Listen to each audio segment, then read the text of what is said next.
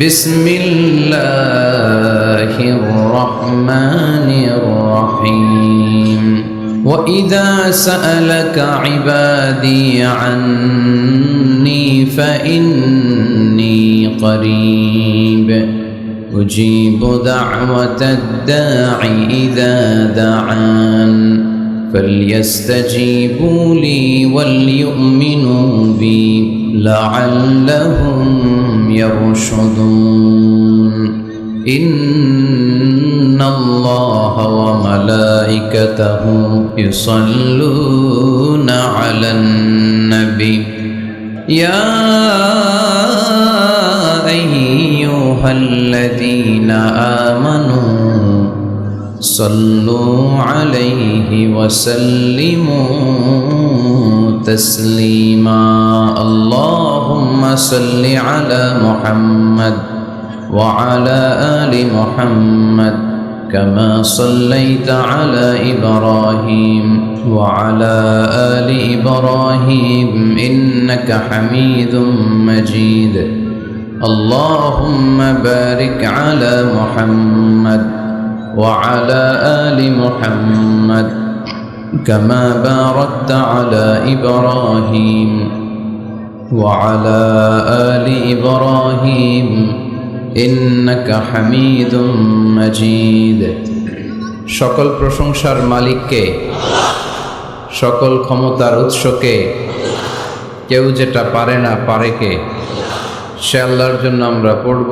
আলহামদুলিল্লাহ সবাই পড়ছি রব্বানা লাকাল হামদ হামদান কাসীরান তাইয়িবান মুবারাকান ফীহি ইয়া রাব্বি লাকাল হামদু কামা ইয়ানবাগি লিজালালি ওয়াজহিকা ওয়া আযীমি সুলতানিকা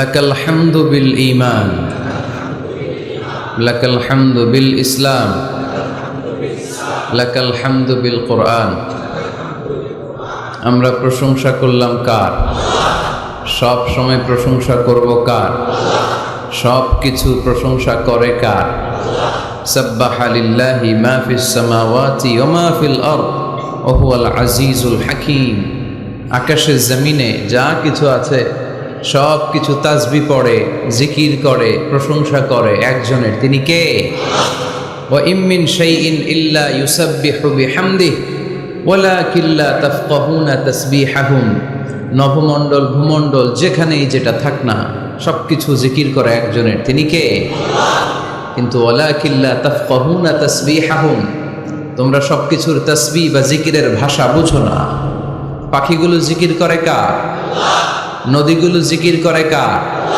পাহাড়গুলো তাসবিহ পড়ে কার আমরা কি শুনতে পাই কারণ আমাদের ওই কান নাই ঠিক কি না ওই কান যদি থাকতো তাহলে ঠিকই শুনতে পেতাম ওই চোখ যদি আমাদের থাকতো আমরা দেখতে পেতাম ওই কান আমাদের নাই ওই চোখ আমাদের নাই কিন্তু সব কিছু জিকির করে একজনের তিনি কে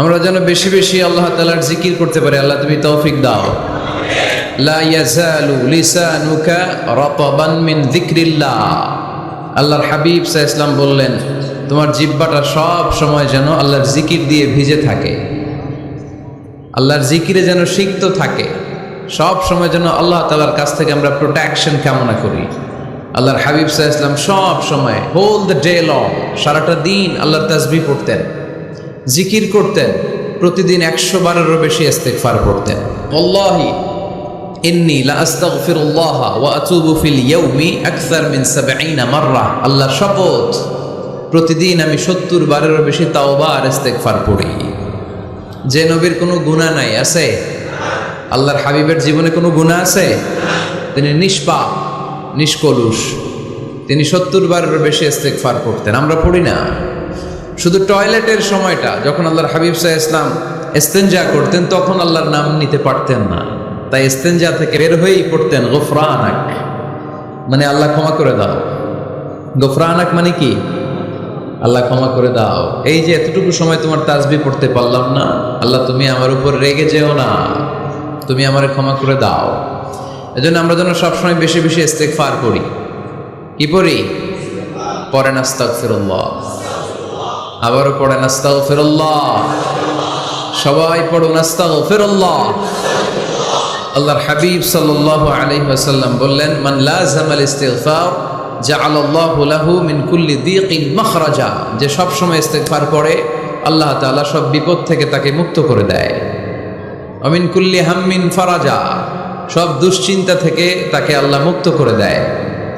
সুবহানাল্লাহ পড়েন। ওয়া ইয়ারযুকহু মিন হাইসু লা ইয়াহতাসিব, এমন জায়গা থেকে আল্লাহ তাআলা রিজিকের ব্যবস্থা করে দেয় সে কল্পনাও করতে পারে নাই। সুবহানাল্লাহ পড়েন।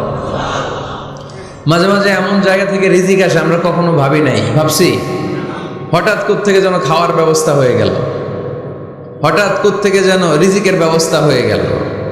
আপনি শুধু খাবার দাবার আর টাকা পয়সাকে রিজিক মনে করবেন না, আল্লাহর দেয়া সব নেয়ামতি রিজিক। এই যে সন্তান পেয়েছেন, এটা কার পক্ষ থেকে রিজিক? স্ত্রী পেয়েছেন, দিয়েছে কে? সবাই মিলে চাইলে একটা সন্তান বানানো যায়?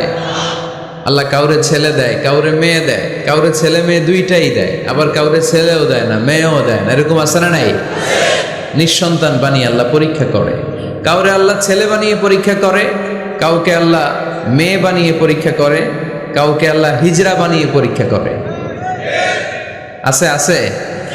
হিজরাদেরকে আমি বলি প্রায় হিজরাদের ব্যাপারে, অনেক হিজরাও দেখি বিভিন্ন জায়গায় কমেন্টস করে যে হুজুর আমরাও শুনি আপনার ওয়াজ।